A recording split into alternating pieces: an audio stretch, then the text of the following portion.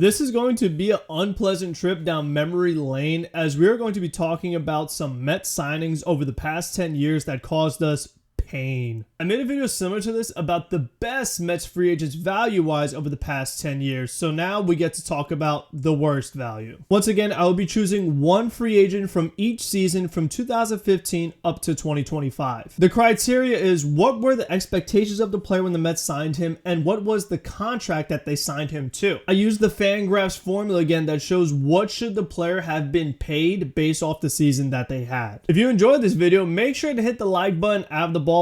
It really allows us to get past the YouTube algorithm robot and allows more people to be able to find the video. Slide into the comment section, who do you think were the worst Mets free agents over the past 10 years? I'm very curious to see what other players really drove you guys nuts, because I know the guys I listed here definitely caused me a lot of anger. And then also make sure to comment what other videos you guys want to see from me in the future. This is again a new thing that we're doing on the channel, so I'm just trying to see what other videos you guys might like. Always love talking to you guys in the comment. And if you're new here, you can subscribe. It is free and is greatly appreciated. And to those who are subscribed already, you know the drill. You can make a Google account for your favorite pair of shoes and subscribe to the channel. I appreciate any support I get, so let's get into the list of pain. Starting it off in 2015 when the New York Mets signed outfielder Alejandro De Aza. Now the Mets signed him to a one-year $5.75 million deal, and he was coming off of a season where he was above league average offensively. However, he was well below league average offensively when the Mets got him, as he had a 205 average and a 618 OPS compared to a 261 average and 755 OPS the season prior. Fangraphs gave the 2016 season of De Aza as a Met a negative $1.5 million. So the Mets paid him over $5 million, and Fangraphs is saying that we should have got paid to watch him because of how much he struggled. 2017 was his last season in the major leagues. He did go on to become a Long Island Duck, and he was an Atlantic League All-Star in 2022. So someone who's from Long Island, at least he did that for me. I mean, he didn't make me happy with the Mets, but he was a very good Duck for us. And then in 2024, he played for the Staten Island Ferryhawks and hit 269 at age 40. So he's still playing baseball. So props to him for really never giving up. 2016's worst free agent signing was left-handed reliever Antonio Bastardo. The Mets had signed him to a 2-year, $12 million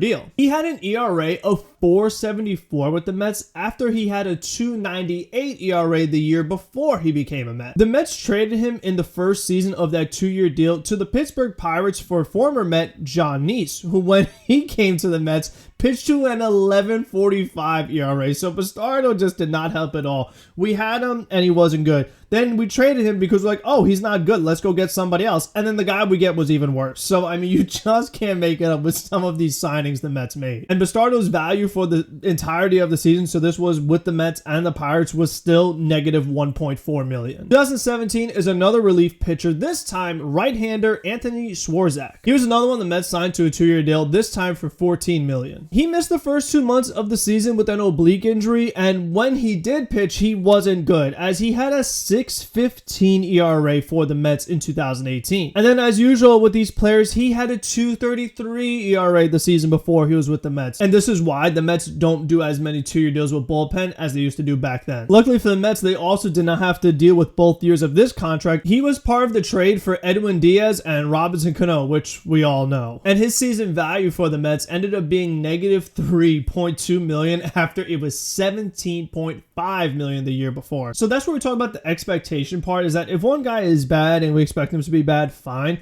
But when you have a guy coming off a great season and then he gives you a negative $3.2 million value, it is just very, very frustrating as a fan. 2018 had a lot of choices to choose from, which is not a good thing because this was a rough year for the Mets. I mean, we had to choose between Jay Bruce, Adrian Gonzalez, Jason Vargas, Jeurys Familia, and Wilson Ramos. Even though Jay Bruce gave the worst value, as he was negative $4.4 million on the first year of a 3-year, $39 million contract. The Mets had traded him that offseason in part of that Edwin Diaz trade that we just talked about, so we did not have to necessarily suffer with the 3 years of Jay Bruce. So we did not get to feel the full pain of that Jay Bruce contract, but the 3-year deal that we felt every bit of was Jeurys Familia. And yes, the Mets signed Jeurys Familia, a relief pitcher, to a 3-year deal after that huge trade for Edwin Diaz where they gave up a top prospect. Now, Familia had good regular season moments in his first tenure, but the second go-round was not a fun experience as a fan. In his first season back with the Mets, he pitched to a 5.70 ERA, and then in year 2, it was a 3.71 ERA in much less innings, and then a 3.94 ERA in 2021. Those values came out to negative 1.7 million,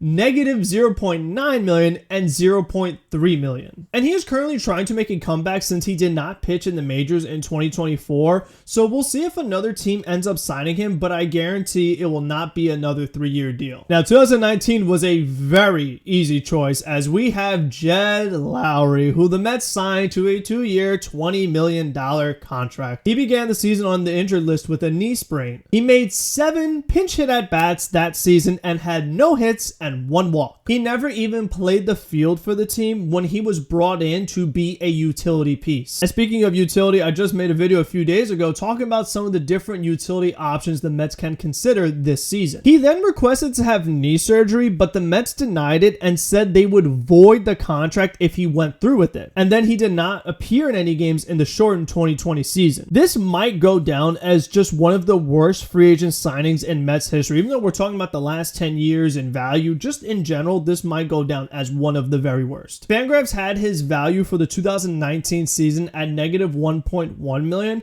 and then they don't have a value listed for 2020 since he didn't play any games. However, I used my own formula to calculate the value that Jed Lowrie had in the 2020 season, and after crunching the numbers, what it came out to was negative 10 million because the Mets gave him $10 million to literally do absolutely nothing, provide no value, and not be on the field once. So they paid $10 million to never see the guy. And then just for some extra pain for us as fans, I decided to look at what was the value before he got to the Mets, and the 2 seasons prior, 31.4 million and 40.6 million. So again, expectations versus reality, or non-Met versus actual Met, the disparity is just insane and is stuff that you can't even make up. 2020's free agent that provided the most negative value is catcher James McCann. We knew that Francisco Alvarez was going to be the catcher of the future, but they needed a catcher for the present after Wilson Ramos was not able to get the job done. The Mets signed McCann to a 4-year, $40 million contract in the same offseason that JT Realmuto was available, and he went to the division rival Phillies. And while he has not been as good as he used to be either, he is better than McCann. James McCann hit .232 in 2021 with an OPS of .643. He was way below league average on offense and not great defensively either. He only played in 61 games in 2022 due to multiple injuries, and in those games he hit .195 with an OPS of .538. Francisco Alvarez made his major league debut that season, and since he was in the majors, the Mets no longer needed James McCann. The Mets traded him to the Orioles, but they had to pay off most of his salary because no team wanted him. He was so bad that the Mets paid somebody else to take him away from them. His value in the 2 seasons he did play for the Mets was 2.7 million and 1.0 million. And then the 2 seasons before he was with the Mets, 15.6 million and 11.6 million. The free agent I chose for 2021, it might not be the one you would think, but I did it just based off how long the contract is. So this is one of those ones that we're talking about more so value, not in general the worst player, and that is Starling Marte. The Mets signed him to a 4-year, $78 million contract as part of the spending spree on November 30th on that Black Friday sale, when they also signed Mark Canha and Eduardo Escobar that very same night. The first season of Marte, he was great, making the All-Star team, hitting .292 with an .814 OPS. He was a big reason why the Mets had reached the playoffs that season, but when he got injured after being hit in the hand by a pitch,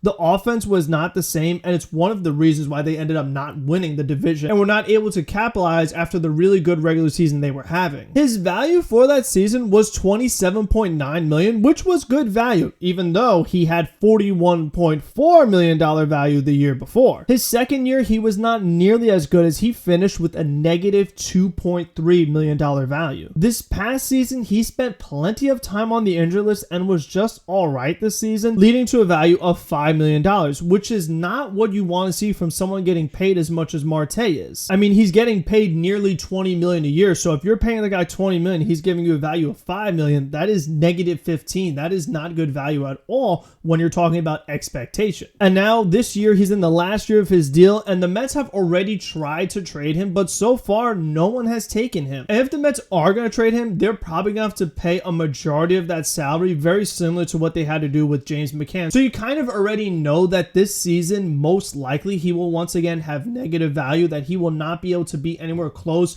from 17 to 20 million in value this season for the Mets, because now he's going to be a platoon DH with Jesse Winker and someone who hasn't hit a home run since June of last year. So having a DH who can't hit home runs makes no sense, and once again, is just not very valuable. The 2022 free agent is another guy who was paid a lot of money, so this is where the negative value comes in, and that is starting pitcher Justin Verlander. The Mets signed him to a 2-year, $86.7 million deal with a $35 million vesting option for a potential third season. The Mets had signed him to replace Jacob deGrom's production after he signed with the Texas Rangers. Verlander missed the first month of the regular season on the injured list. He was then traded in that first season for prospects Drew Gilbert and Ryan Clifford. The Mets had to pay a good portion of that contract in order to get those caliber of prospects back in return. He was not terrible as a Met, pitching to a .315 ERA, which came out to a value of $26.8 million.